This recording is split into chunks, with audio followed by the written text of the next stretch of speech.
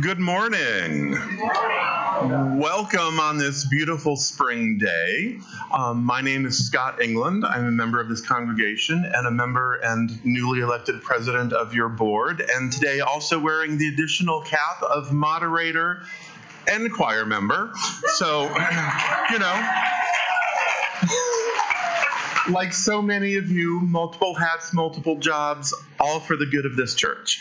I'd like to welcome those who are watching us via live streaming. And are there any visitors or guests here today? In the back? If you wouldn't mind standing up and introducing yourself, letting us know where you're from. Welcome. Is there any? Yes, right here.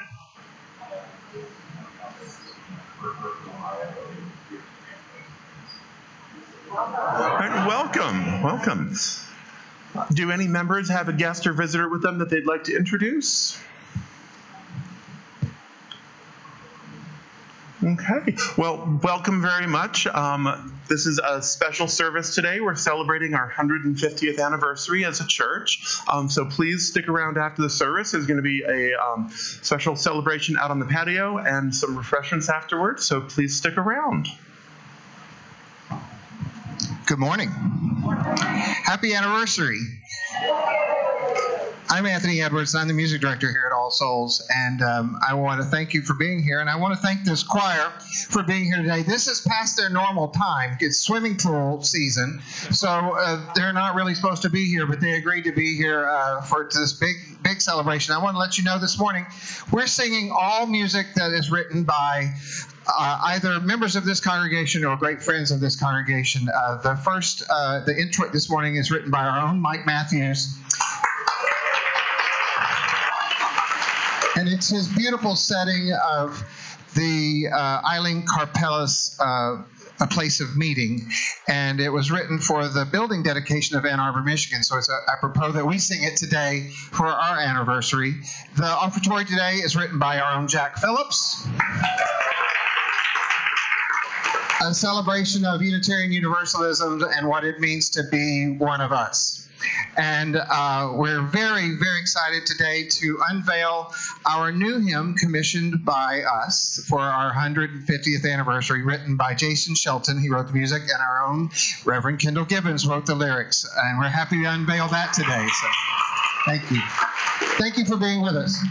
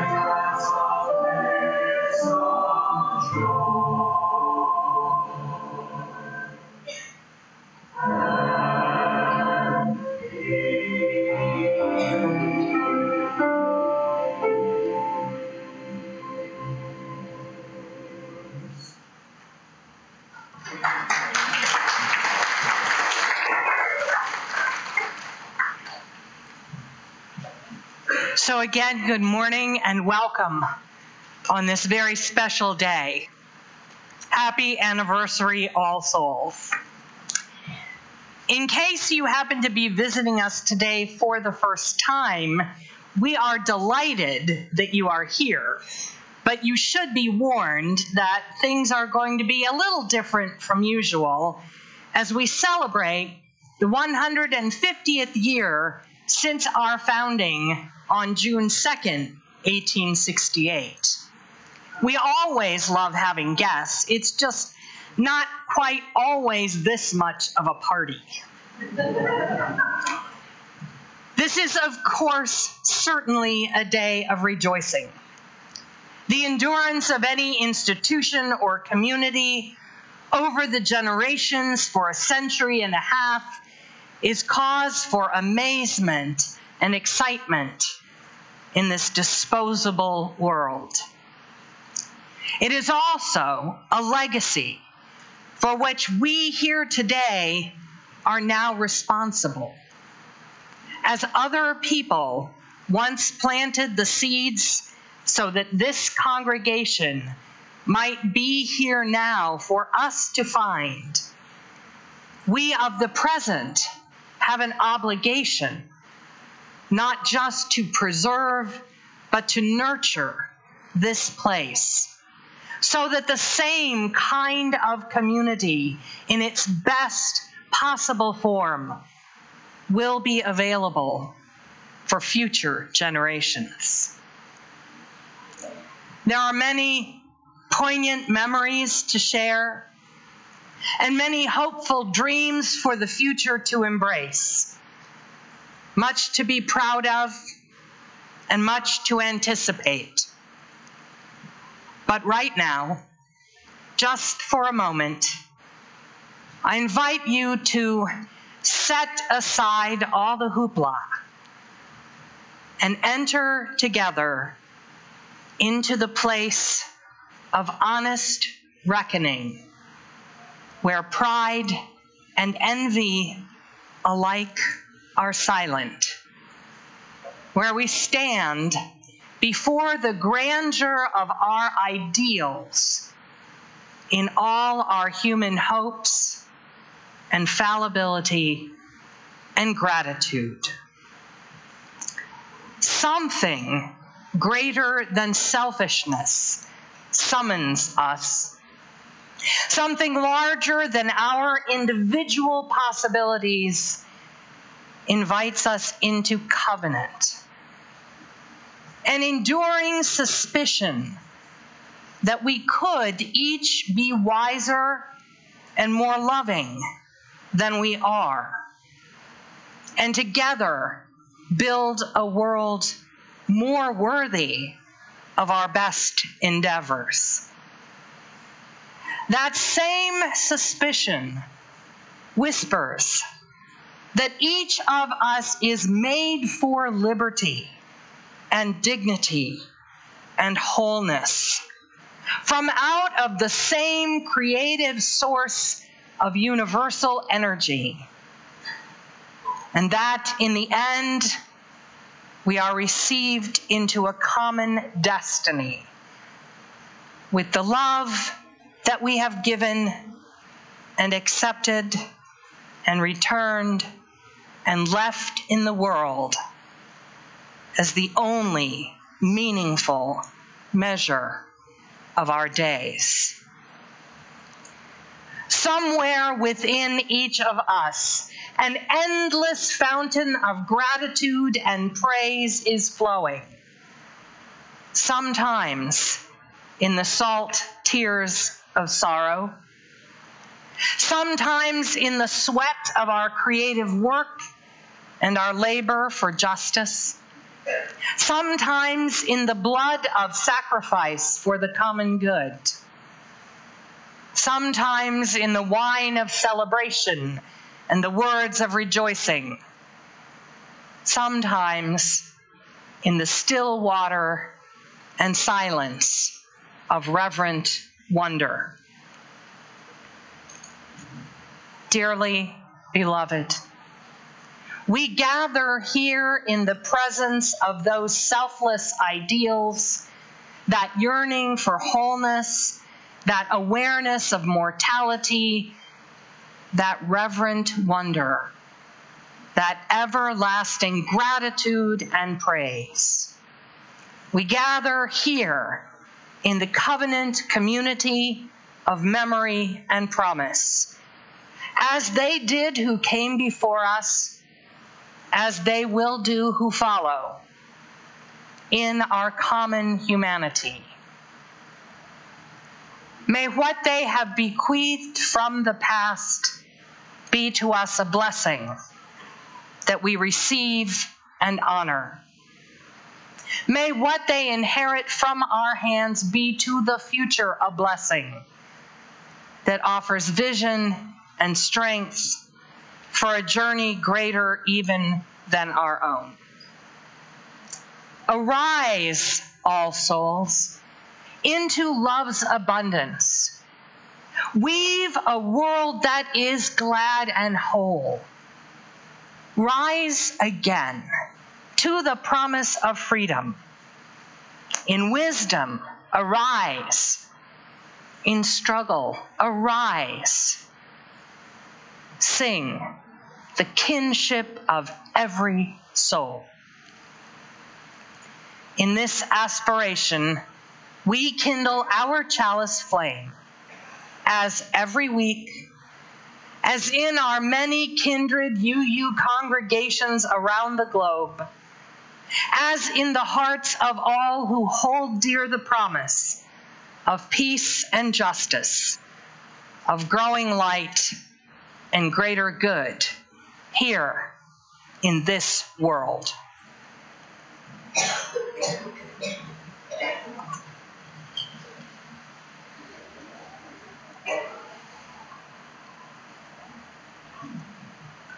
Good morning. Morning. My name is Parker, and I light this chalice for a free and responsible search for truth and meaning.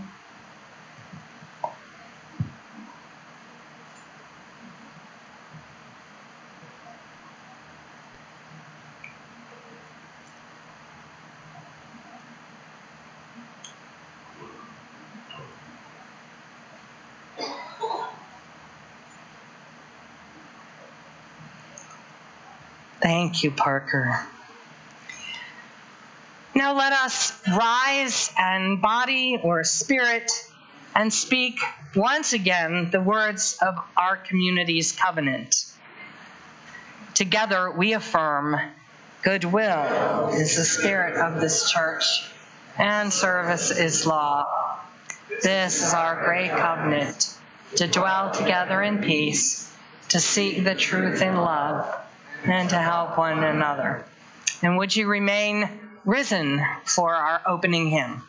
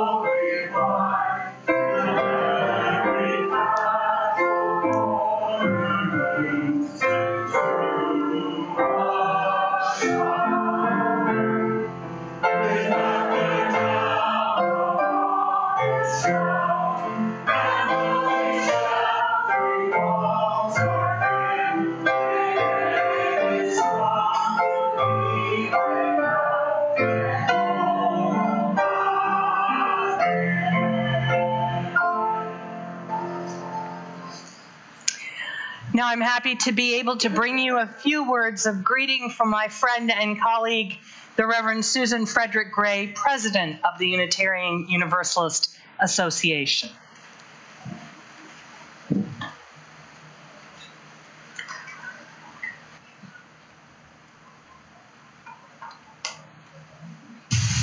Greetings, All Souls Unitarian Universalist Church. I'm Susan Frederick Gray, President of the Unitarian Universalist Association, and on behalf of everyone here at the UUA and our wider association of congregations, congratulations on this, your congregation's 150th anniversary.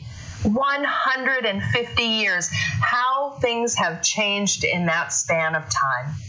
Through the challenges and changes the decades have brought, your congregation has remained a beacon to the promise of our faith, of covenanted community, of witness and justice, and of inclusive welcome. At this important milestone in your congregation's history, may this be a time to remember and reflect on your successes and struggles, and to rededicate yourselves to nurturing the spiritual growth of children, families, and adults, and to engaging in work to transform and liberate this world. This time we are living in is one of enormous challenge. In this time, our theology of love and interdependence is vital. More is being asked of us as Unitarian Universalists. More love, more commitment, and more leadership. This is no time for a casual faith, and this is no time to think that we can go it alone. So remember that you too are held by this larger faith and the embrace of all of our communities. And on behalf of the larger Unitarian Universalist Association and our over 1,000 congregations, congratulations again on this milestone. Know that I am grateful and so proud of your ministry and of your minister, the Reverend Kendall Gibbons. And I can't wait to see you all in Kansas City for General Assembly. Blessings to you on this day. May this anniversary be an opportunity to rededicate yourselves to a ministry of love and justice and prepare you for the next chapter of your congregation's amazing story. Congratulations, and see you in person in June.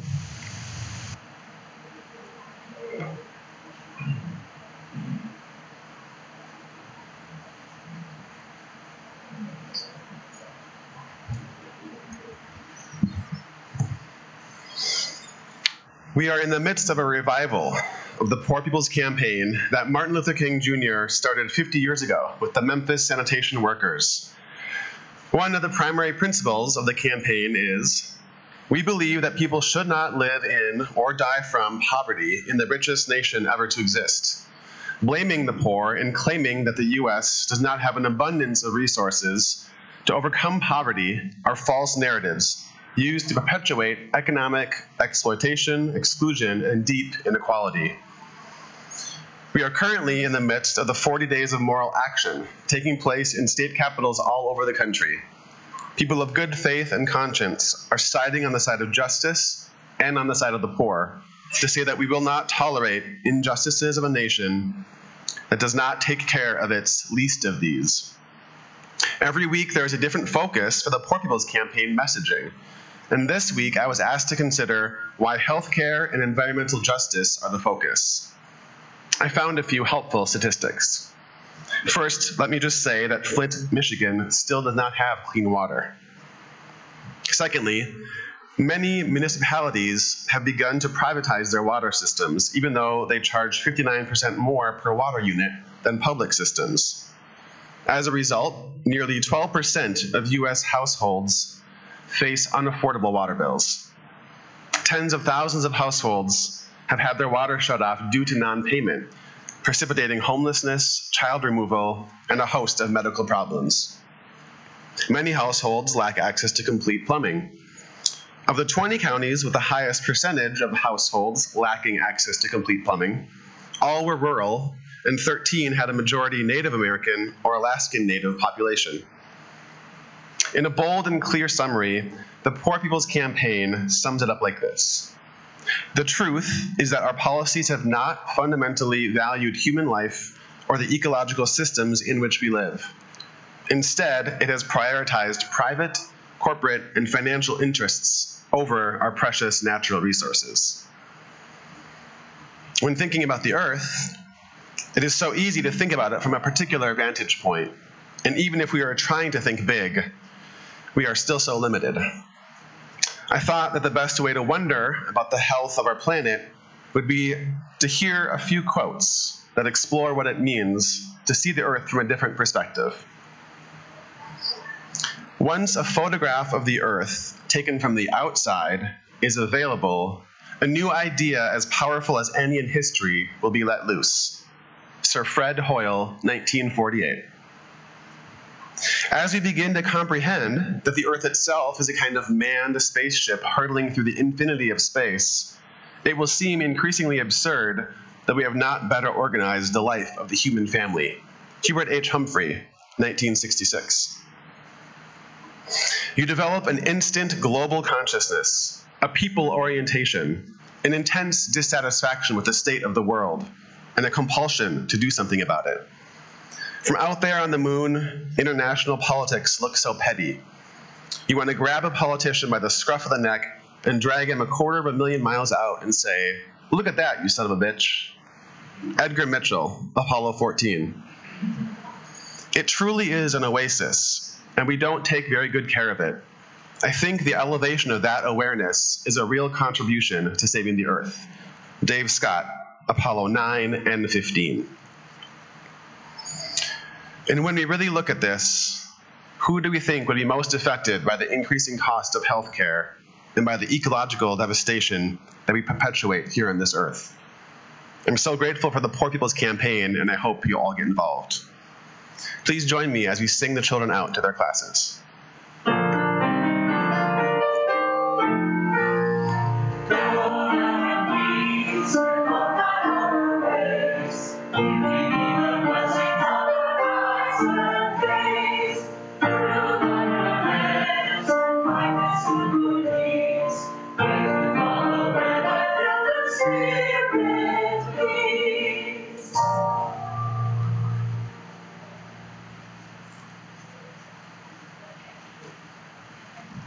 Good morning. My name is Suzanne Rainey, and it's been my honor to chair this 150th anniversary committee. When I was asked to do this, thank you. But I want to say, and this is why I'm going here, I have done very little. I have had a committee that has been amazing, and I just want to quickly recognize them. And if you're here, will you please stand up? They may be in the back, too, working. I'm not sure. Sharon Cassidy, Diane Cassidy, Andrea Johnson, Kay Jones, Jim Grebe, Ginger Powers, Jane Gilbreth, Walt Wells, Ruth Robarge, and Megan Monroe. They have been awesome. Thank you.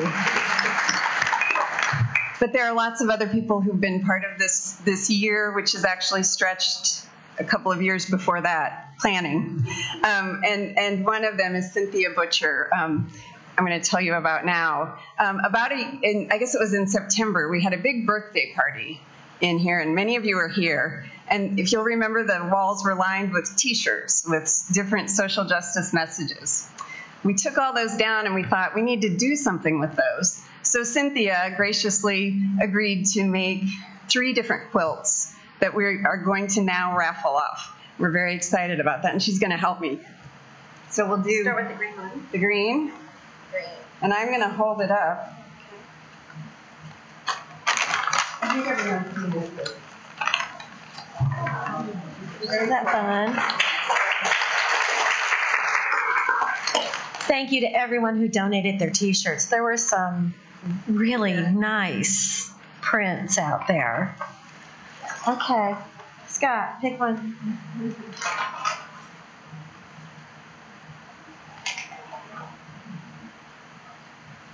And that goes to, is it Maureen Hardy?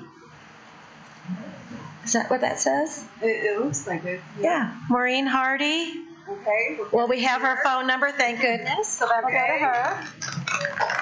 And Okay. then we have yellow. This one, yellow.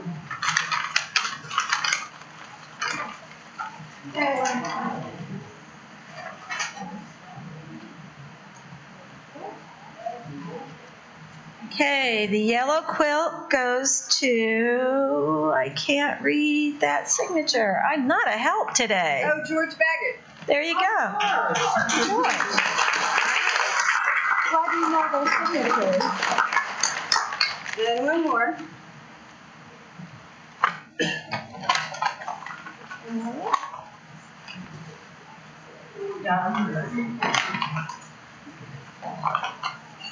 All right.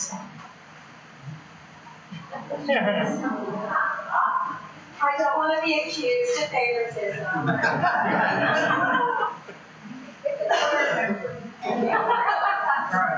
And this one I can read, and it goes to Peter Griggs.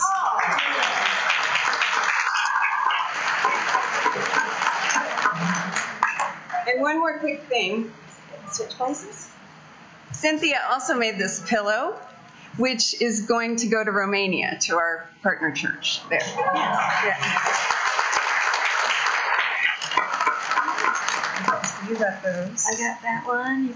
You got all the winners? Yeah. Okay.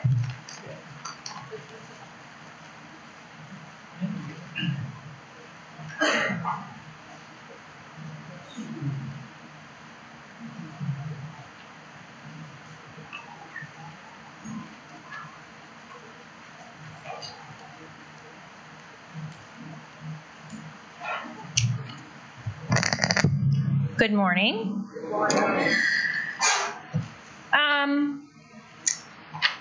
My name is Reagan Buat.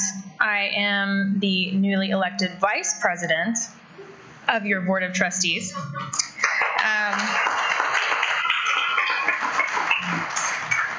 Bear with me on this, okay?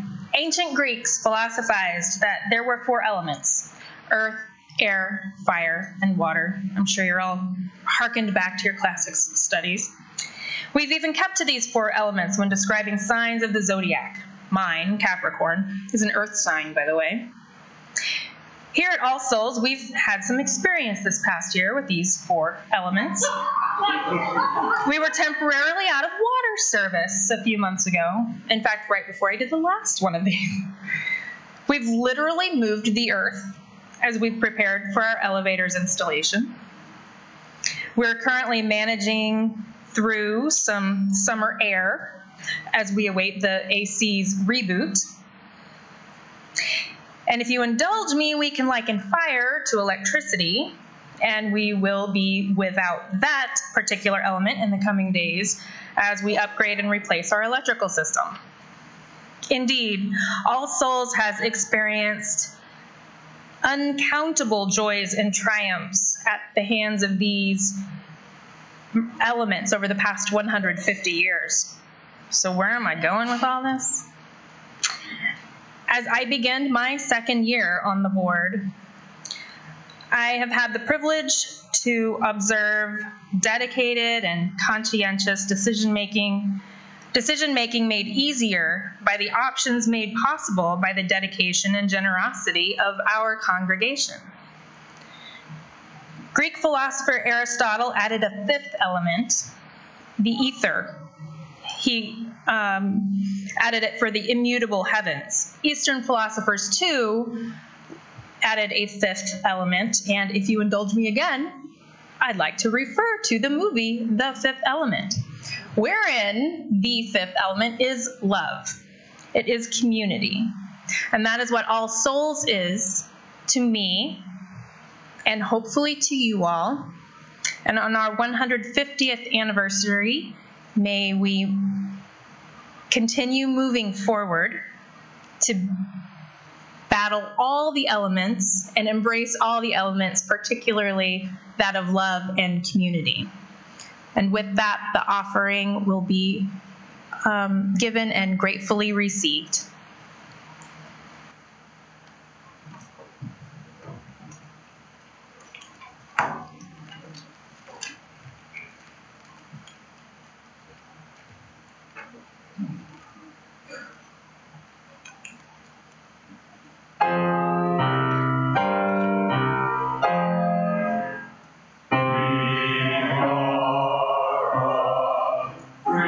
Thinking, multicultural, non-creedal, humanistic.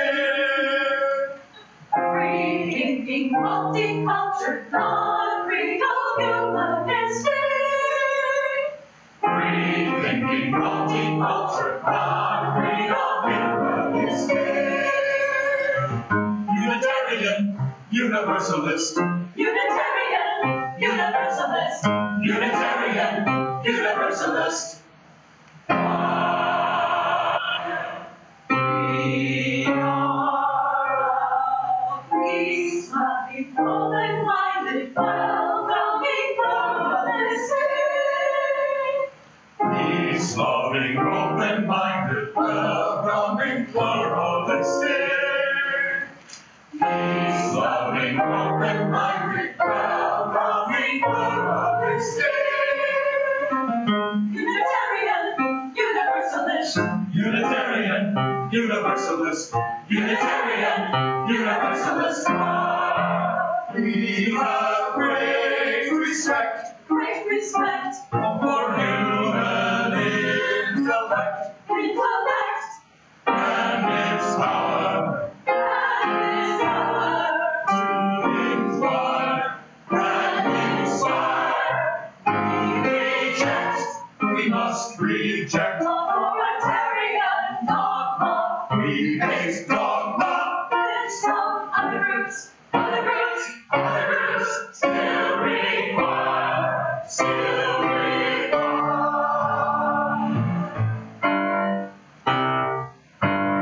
Ugly dogma, oh no. Nasty dogma, oh no. Why must they come down by Greta now? Dogma, oh no. We are a free-thinking, multicultural, non-creedal, humanistic. Peace-loving, open-minded, welcoming, pluralistic. All people are allowed. No one is statistic. Unitarian, universalist. Unitarian, universalist. Unitarian, universalist. Being truly free. We sometimes disagree. With a passion.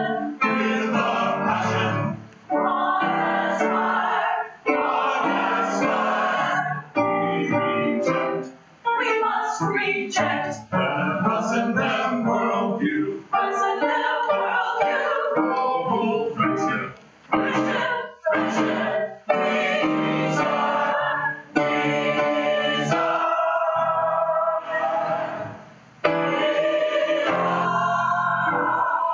Free-thinking, multicultural, non-creedal, humanistic. Peace-loving, open-minded, welcoming, pluralistic. All people are allowed. No one is statistic. Unitarian, universalist. Unitarian, universalist. Unitarian, universalist. Universalist. Unitarian, universalist. Unitarian, universalist.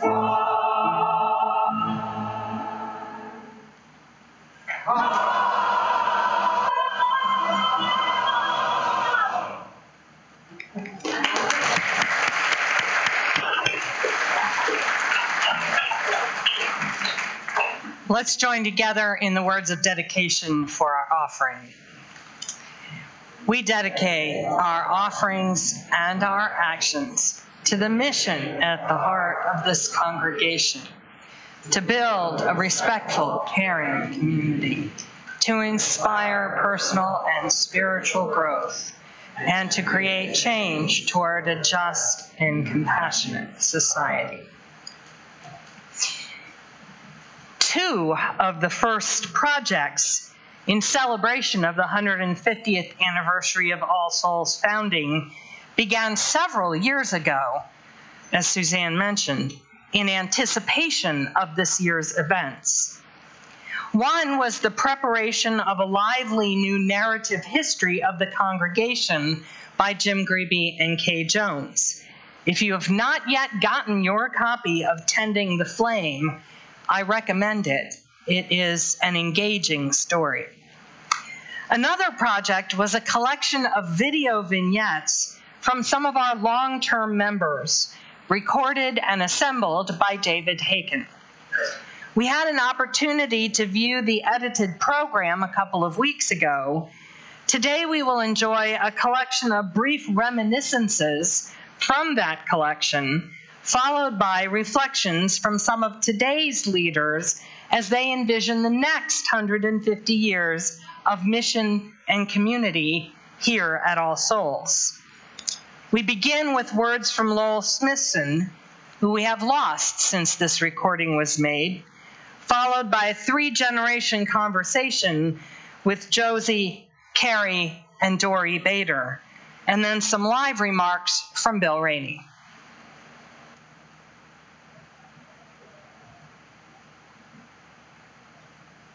But my memories go back into the late 30s.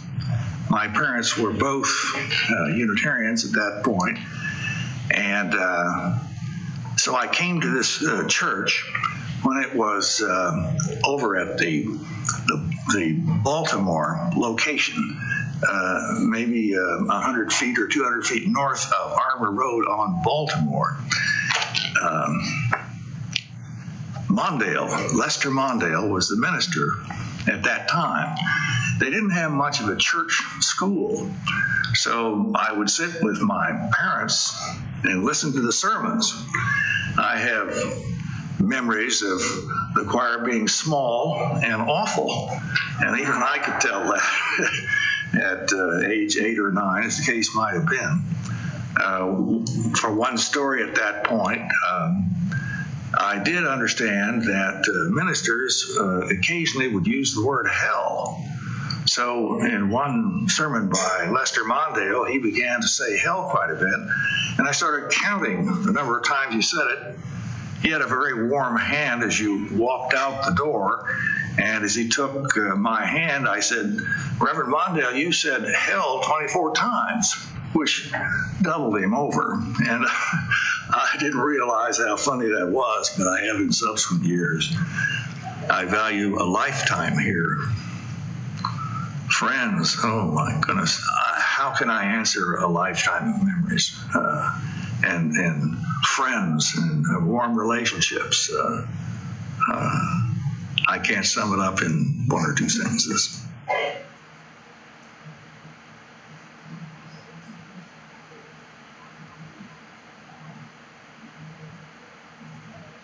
That was important. It's important to me that she feels free to have a space where she can be herself and ask whatever questions she wants to ask, whether it's about spirituality or when she gets older, sexuality, or just peers, pressure, and societal issues. I mean, all of that, you feel very free to ask whatever questions you want to ask.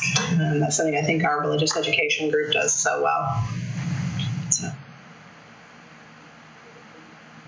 I was on the stewardship committee one time, and there was a woman who had adopted a very disabled young lady, and I knew she didn't have much money of her own, but she tithed, and I thought, that's what I want to strive to do. There's another woman in our congregation that is still here that is so active in social justice issues, and she's drawn me into a lot of those. And I, it's like when I grow up, that's who I want to be. And those are just such great examples. And I'm sure other churches have people like that, but this one has a lot of them.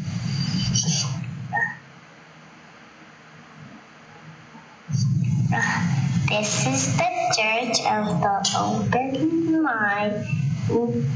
This is the church of the loving heart. This is the church of the helping hands.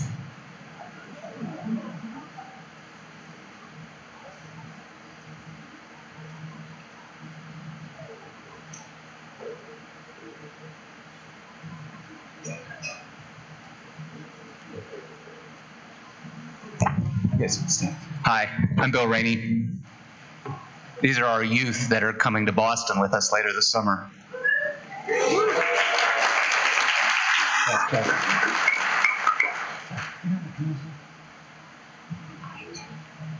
I'm going to have them introduce themselves to you because we're going to have a group participation exercise in a minute. Okay, say your name and then pass the mic, please. Hi, I'm Arabella. I'm Henry. I'm Barry. I'm Nick. I'm Kari.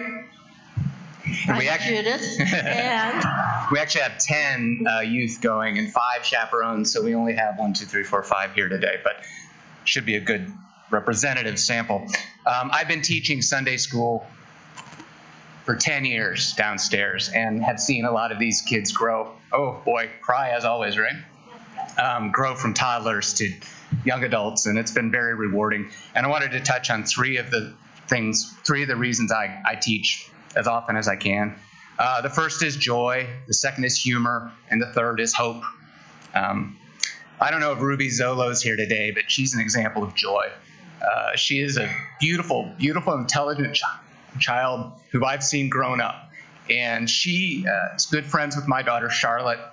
And when the two of them are together, the whole room is more light. And I just very proud of that, and it gives me great joy. And I could say that about every single one of these kids and many more that are downstairs. Humor, almost every single time I go downstairs, I laugh. The teenagers are just, they're great. And the toddlers are great too. And one example of this is the chalice program that was instituted when Kendall came here, where a youth comes up and lights the chalice and reads one of our principles. The inherent worth and dignity of every person, justice, equity, and compassion in human relations, acceptance of one another, and encouragement to spiritual growth in our congregation, a free and responsible search for truth and meaning, the right of conscience and use of democratic process within our congregations and society at large, the goal of world community with peace, liberty, and justice for all, and respect for the interdependent web of all existence of which we're a part. And Charlotte would get to choose one of those every time she got to light the chalice. And before she would light the chalice, I'd ask her what it was. And she'd tell me, and it didn't really matter what she said. I'd say, oh yeah, that's a good one. You know, it's kind of a dumb joke, but it's kind of true too, because they're all good. And if there is one small thing that we teach our youth, it's to know those principles and live with them and practice them when they're adults, even if they're not a member of this community anymore. And that leads me to my final topic, which is hope. I have hope because of these people. I think our world is going to be a better place. And I'm really excited to go to Boston with them because I think they're going to see a part of the greater that we're a small part of here. And I'm really excited for it. I have great hope. And so the group participation part, I'd like you to think of one or more of these young adults in your head. Say their name to yourself. Oh yeah, he's a good one. Yeah. Oh yeah, she's a good one. Thank you.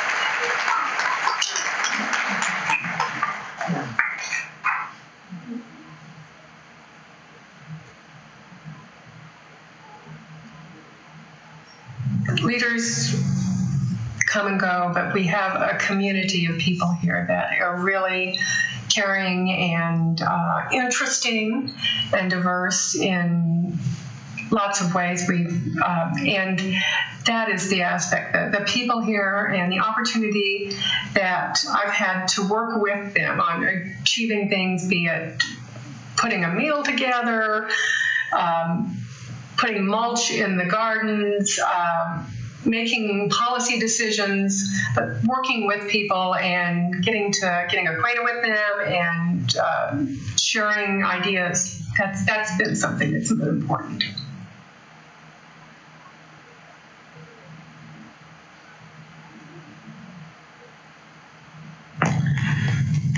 What I've gotten from this community is, if I have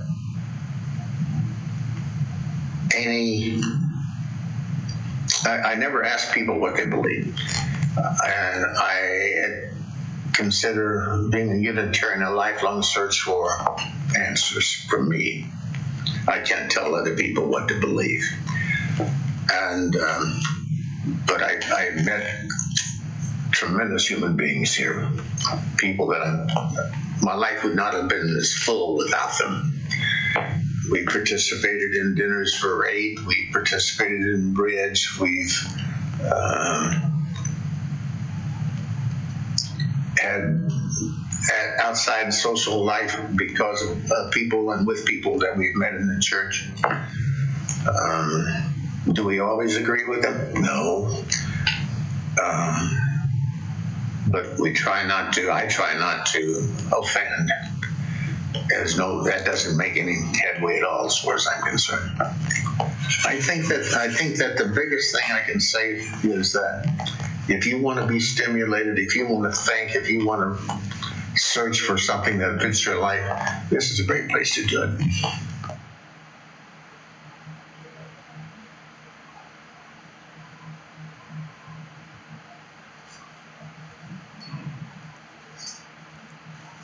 Hello, I'm Stephanie Revels, and I'm a member of the membership committee. And what I want to tell you a little bit about why I joined is that I did it selfishly. I did it because I love meeting people, and this was the best way for me to meet people.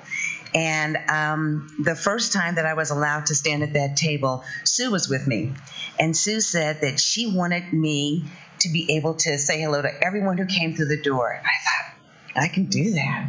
I can do that really, really well. And so I was so into it and so excited about welcoming the current members and the new people that were visiting that I was actually told that maybe I should not be quite so welcoming. Because my voice and laugh tend to carry. So I may be whispering out there a little bit, but I am going to welcome every person that I see because you are all very dear to me. Sue is the current chair of the membership committee, but come September, I'm going to be a co-chair with Anita. And I see this as an opportunity to welcome everybody who is here now, make you all feel really, really at home, because I do, and also to encourage people to really get involved with our community. It's so great. There's so many great pamphlets out there that really tell us what's going on here and what you can do to stay active. And then we have Angie. Angie, I want you to stand because Angie's going to really be a part of this membership committee. And she is so good at the media. She can do Facebook and things that I have no idea how to do. So I'm super excited to grow this community with Angie.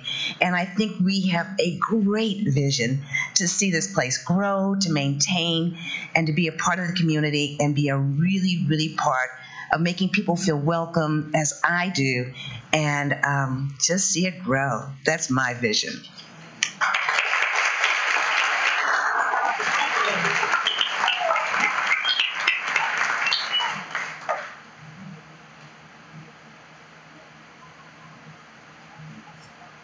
We started coming to All Souls in 1992. I was pregnant with my second child, and we wanted a community for them that was intergenerational because we had left our family on the coast, and so we wanted older aunties and grandma and grandpa, and one that reflected our values, would give the kids a literacy that they could maneuver through the world with, but also one that reflected our values. I keep coming back to community because this is where, I'm probably going to grow old. This is probably, I look around and these are the people that I'm going to grow old with. And this is, some of the very things that I'm doing now as part of the Caring Connection, I'm hoping somebody will be doing when I'm in need of it. And it's a place. It's a place that reflects my values.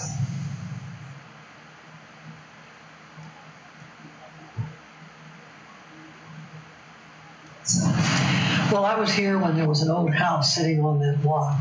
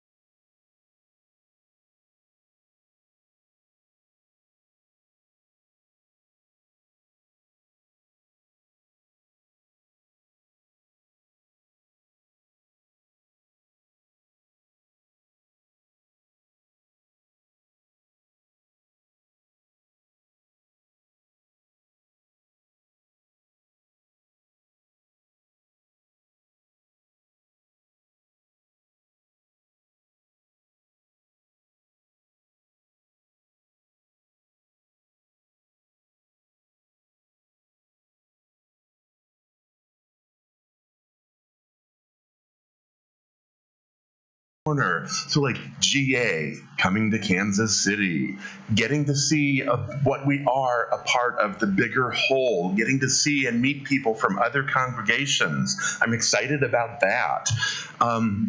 There are things that you're seeing early previews for that they're still in production. We've got some idea what's coming, but maybe not quite what the end result is. Like the renovation, it's in production. We're not quite sure what that elevator is going to look like, what the staircase is going to look like, what the landscaping is going to look like, but we know it's coming. Things that you hear rumors about, that final season of Game of Thrones. What's coming? I don't know. And then there are things that, you're hoping get made into movies that maybe nobody's even thought of yet.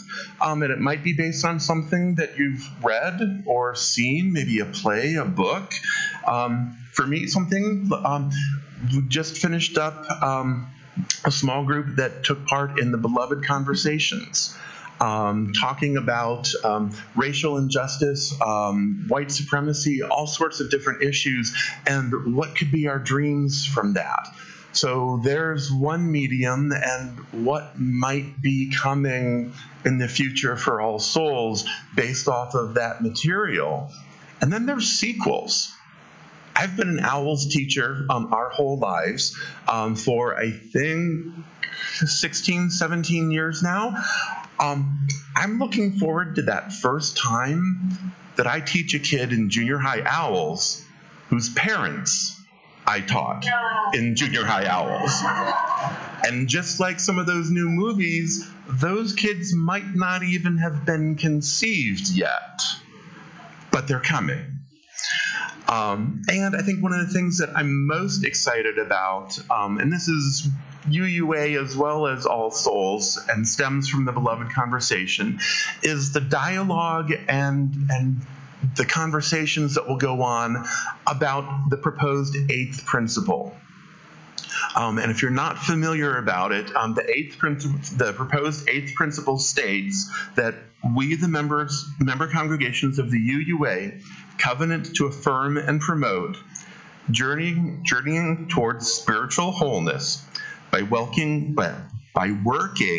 to build a diverse, multicultural, beloved community by our actions that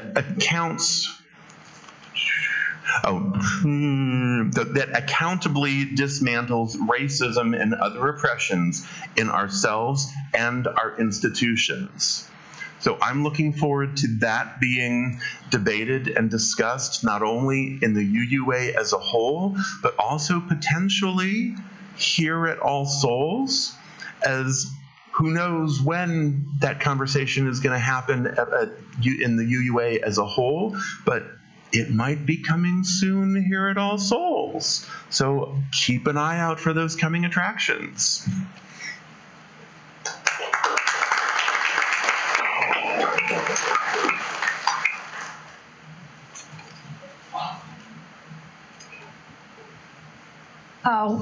We had a minister, Judith Walker Riggs, and one Sunday she gave a sermon that was what you would call a firebrand sermon, and we found out about the beginnings of Unitarianism, which took place back there in Transylvania. And it was all pretty new to most of us. And after that sermon, wow, we had meetings, we got together, we found out about the church in Transylvania, and the UUs had just gone over there. I don't mean all the UUs, a delegation, because the wall, the Iron Curtain, had just fallen. And so things were opening up, and there was a delegation that went over there and found these Unitarian churches. And so they started a program called Partner Church. And we would meet, and there would be 20 of us gathered together thinking, what can we do? What can we do to help? And so the first thing we did was to get to know just by letters. And then we put together a trip to Transylvania. We were the first Americans in there, and the people were so glad to see us and, wanting to make contact with it. So from that time on, we then came back. We ended up buying a tractor for them. We ended up buying, having their organ fixed. We ended up buying all kinds of medical and equipment that we could, help them with. So that's been a real, I think, a real upper for also.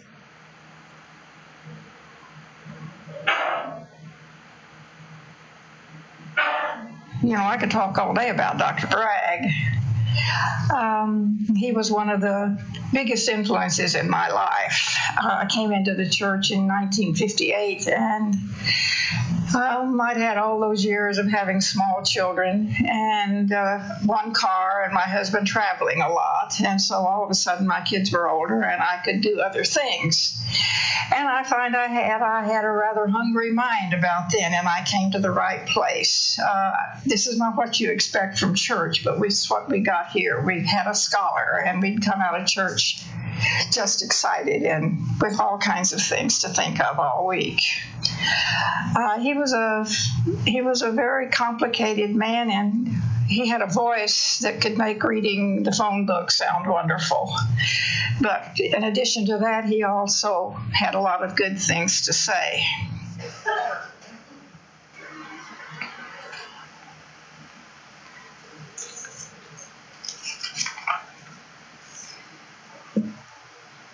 You can write the history of a church by the sequence of its ministers. If they are present for any reasonable length of time, each one leaves a distinctive mark on the character of the congregation.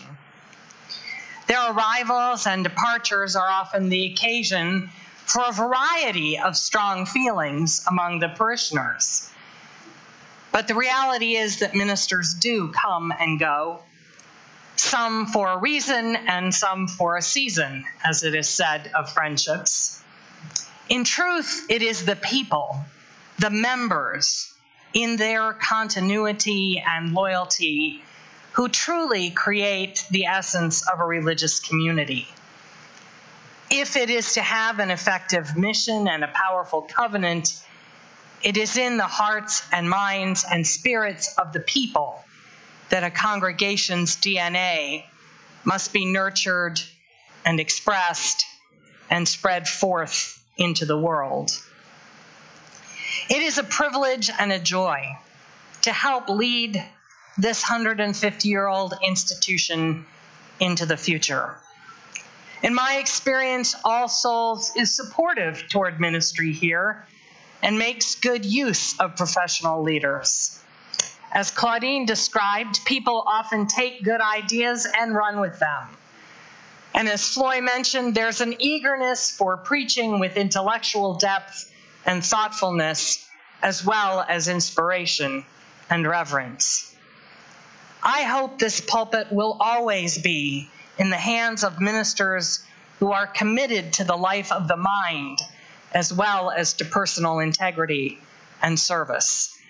And I hope this congregation will always remember that you are engaged together in a work of mutual co-creation, and you make the ministers what they are by how you treat them, as much as their words and actions shape the congregation.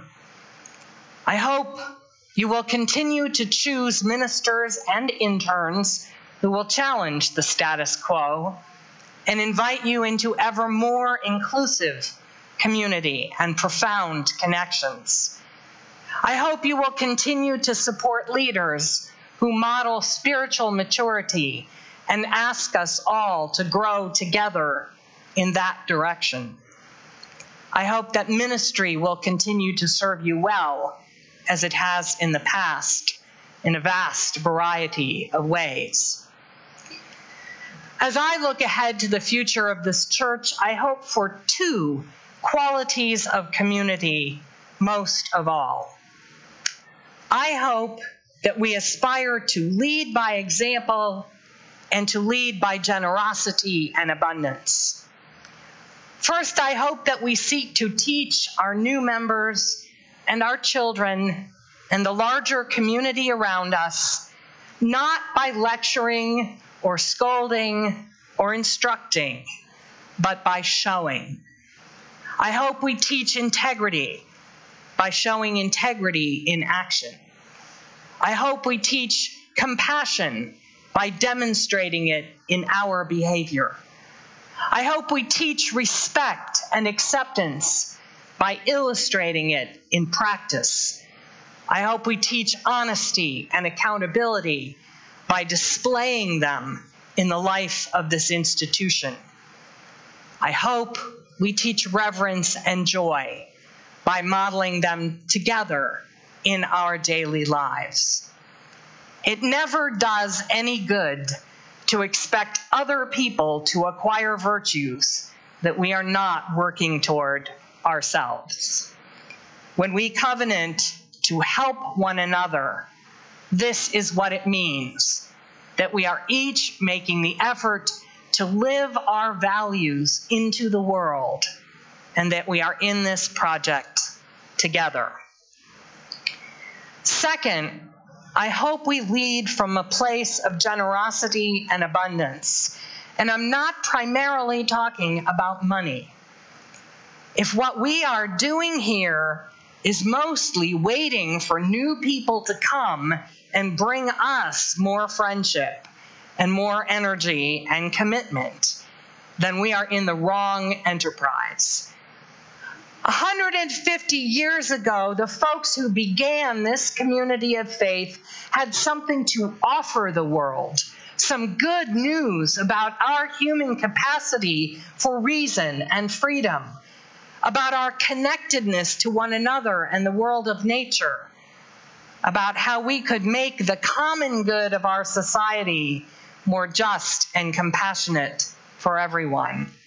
They were eager to share their good news, and that eagerness was the greatest resource they had.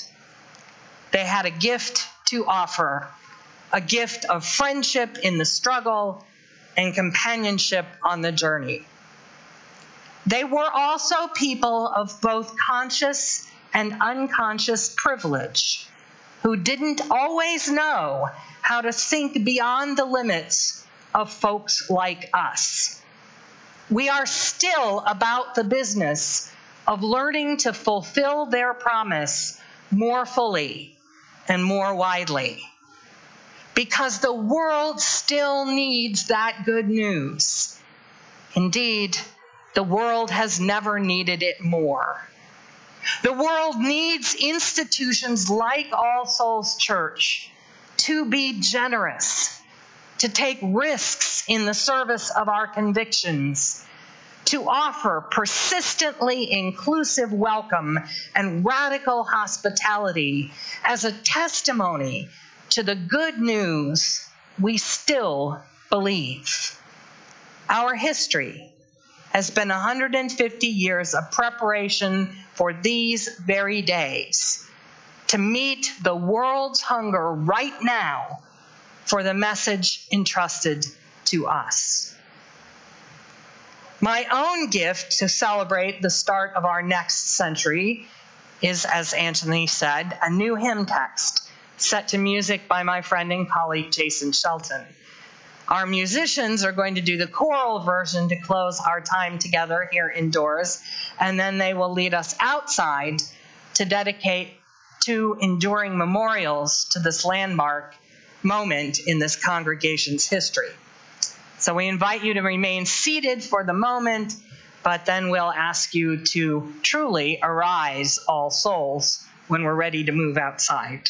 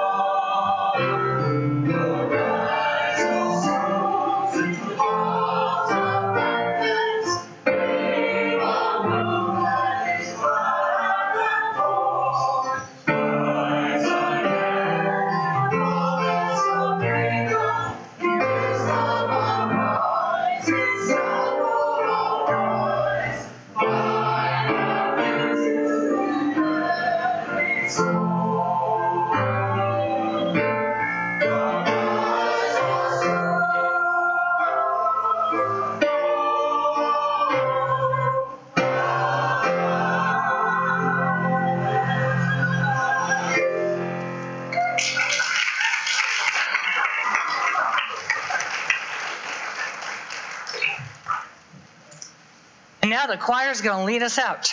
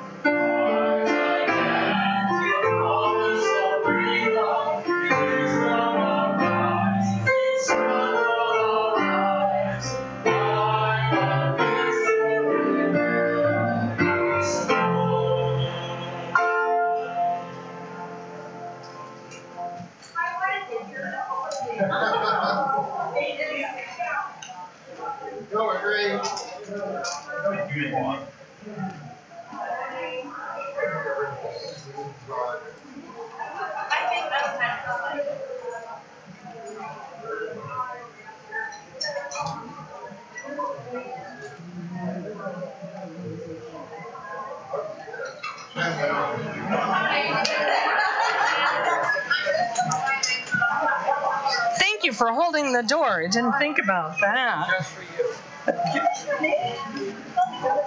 Well, I think what we're going to need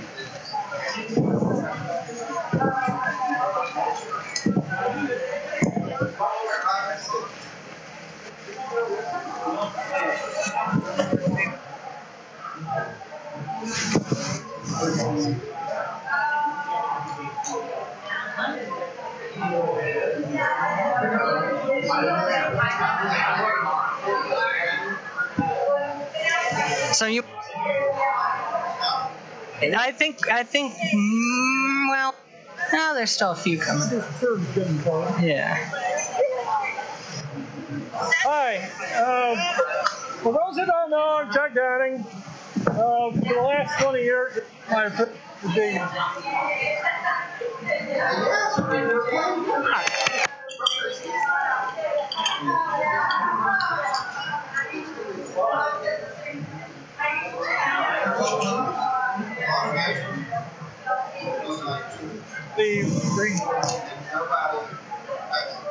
They've put in the book with some financial support. chances are, when it's a WC,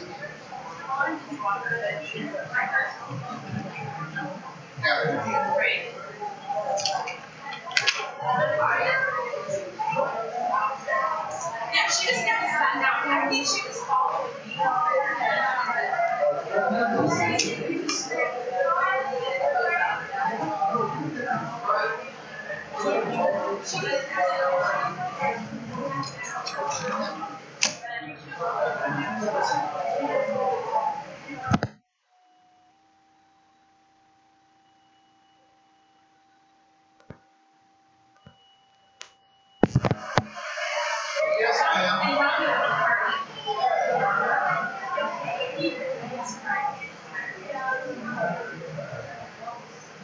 Hey. We'll be doing more changes in our landscaping, but I think this area is kind of being.